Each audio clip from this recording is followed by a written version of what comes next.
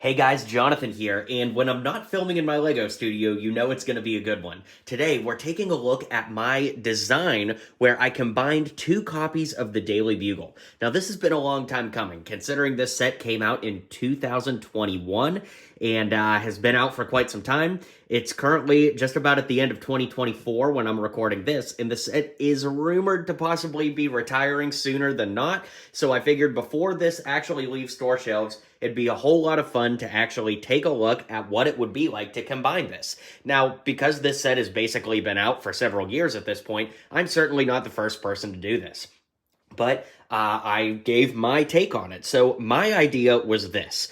Basically, we have one full base plate down here to this point. Then I used a 16 by base plate, basically a half base plate. So as we turn it here, you can see that it keeps the same depth as a regular modular, but it adds about a half a base plate more of length. And I kind of offset it a little bit so that we could keep the newsstand over here just the way that it is in the original set, which I quite like. But it does give us a lot of the original features from the first one, like the billboard, the door that can open in the back, and basically we just extend the set an entire way over. There are two studs on this side that are empty, so it could still technically connect to other modulars and have space, but we've got a lot of the play features from the original that are still intact, and basically I wanted this to be an homage to the original while expanding it. I can't get that wall to go back in, so we'll just go straight to the set now. This was a lot of fun, and the set retails for $350, so there's no easy way around it. It would cost you $700 to get two of these if you get them brand new, but I was fortunate that over the last year or so, I've picked up two used ones. So one was used open box, but had only been built like the first several bags, and the other one was completely built. So that allowed me to see what a built model looked like and to be able to build as we go. Now again, we're going to look at it up close, of course, but a lot of the design features are the same, where this giant window panel now lifts out as opposed to just one side. And basically, I've expanded a lot of the things that were already in there and added some rooms of my own.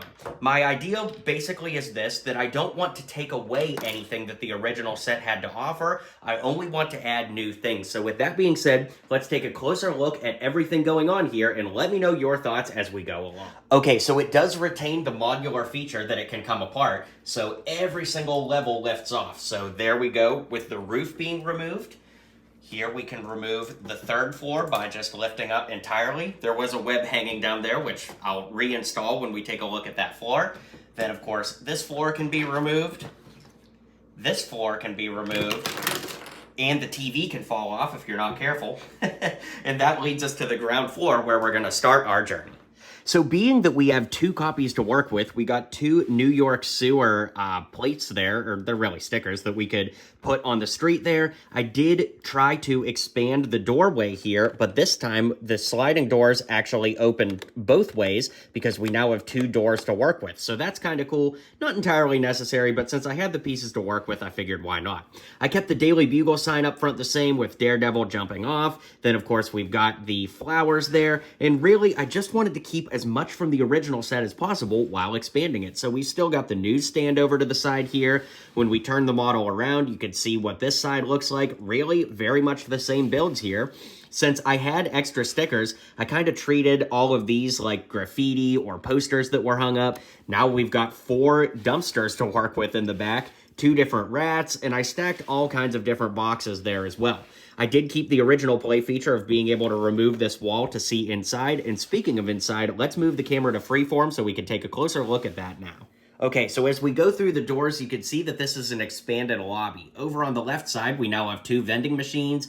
I kept the newspapers hung up on the wall, of course. We've got a waiting area, which now, of course, has 6 chairs instead of just 3. And we've got newsstands over there where you can pick up the latest copy of the Bugle. When we flip it around, you can see that I left lots of studs on the floor for visitors of the Bugle, and I did leave some beams there to be able to support all of the weight of the building up top. Over here, you can see we've still got the security gate, and the elevator is intact that connects every single floor of the set. We've got more newspapers hanging on the wall over here, and overall, I would say that the lobby turned out really, really good, but in my opinion, it is the least exciting floor, so let's move up a floor and take a closer look now. So just like the original model, we're relying on these studs along the bottom here to be able to kind of catch the wall of windows. Now, right off the bat, I did have to expand something because of the way that the door is built down here. The windows do need to be 4x in the center. So you could see we kept the original design of 2, 2, 2,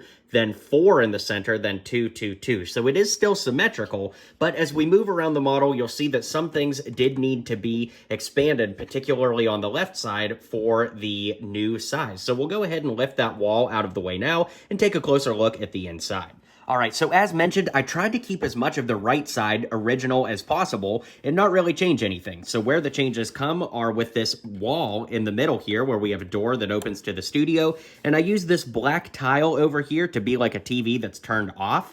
Unfortunately, I didn't get a full sticker sheet with one of my used ones, so I wasn't able to double up on stickers, so that TV has to remain off. Speaking of TV, on this side, we have J. Jonah Jameson's green screen room for his actual show. Now, these lights that were used on the out and the back sides of the set are now JJ's studio lights with a little, window on there for the stand. And I also built a little camera here that's shown for his live stream. And I used those big green pieces from the newsstand, kind of in an inverted build to be his green screen. Then, of course, we've got his table. The table is fully removable, too. And I used one of the soda cans to represent his supplements that we see him plugging in the show. So that works out really, really well.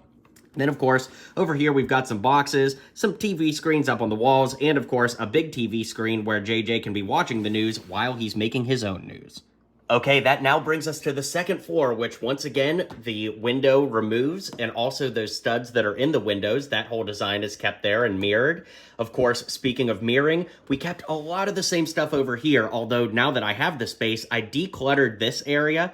You gotta keep the meme office for Spider-Man, obviously. And on this side, I made an office for Peter, which isn't really inspired by anything directly from a show or comic or anything, but I wanted it to have the feel of the lab from No Way Home, where we've got like this table, and of course, all of these drawers pull out and everything. You could put stuff in there if you wanted, but we've got a computer over here, all kinds of stuff hanging up on the walls, like newspapers where Peter's piecing together stories for his own Spider-Man adventures. So I did really like using this, and remember earlier when the floor was on, I kind of have like a web that hangs over here, but when you remove the floors, obviously you lose the web too. But I thought that that was a fun way to utilize that space, and because this is so big and open here, this is a good opportunity to show you that this back window is now 4 windows wide. This one is 3 instead of the 2 that we see like behind the meme office. So you do have to change around the spacing of the windows and things like that just to accommodate. Of course, we've got 4 window panes on the side here as well.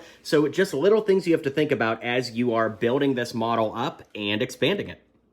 All right, now that brings us to the third floor, which with these flagpoles out front, you have to do a little bit of creative math in order to get them all centered. Of course, on the original set, it ends right about there, so you just have to worry about these 4, but now expanding, we have 4 more to build the entire way across. Of course, this is 4 as well, and so as you're actually building the window pane, you just got to be thinking about it a little bit more closely as you're putting it all together, but it all works and gives us a great interior for the third floor.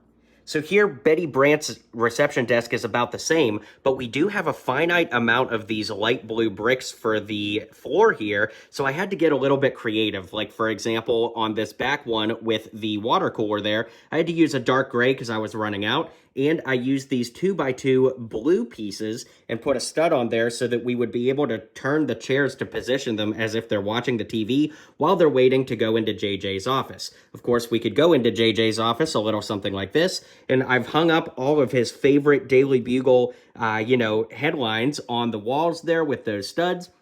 And of course, we've got some boxes and trophies in the corner, and his office over here has everything stacked up, and basically he's got all the stuff from the original build, but doubled because, well, we're able to do that now. And now that brings us to the rooftop and what I'll call the top exterior. These little point parts, you do have to think about a lot with the engineering of where you're going to place them and everything to make sure that they're symmetrical with these beams that run along the side. Now, that being said, my math on the beams were not perfect. Like, you'll see an area here where this works out, but they don't line up with this just right. So if I had it to do over again, I would really be thinking about that from the start instead of till I got to the top. One other thing to point out is that because of the size, sometimes the studs don't line up perfectly. So you really do kind of have to like finagle it and press it, because you do have a huge beam of bricks building across the side. And of course, this side is just a little bit more tight than this side. And again, it's because the engineering on my side wasn't thought out beforehand, and I was just kind of free building as I went. But as you can see, we've got the big walkway here where the door from the office, I broke the stud off, but you guys know what that would look like anyways. But you could see that a lot of stuff lines up just perfect, like these studs here with these studs, and really, I just love the way it builds up the entire way. So I've been wanting to do this for quite some time, basically since the set came out, and I'm really happy with the final result. So let me know what you guys think, and let's go ahead and wrap up the video now. All right, guys, well, that is my expanded Daily Bugle. I would love to hear what you guys think of this in the comments down below. It was so much fun to put together, and, you know, I do get that this would be expensive to do because you have to obtain 2 Daily Bugles in order to do this, but if you really like the way that this looks, I would highly recommend it, and if you could find any way to get this on sale or even used, it's a great way to go, and I would love to hear what you guys think. So drop a comment down below, be sure to hit like and subscribe, and I'll see you guys on the next video.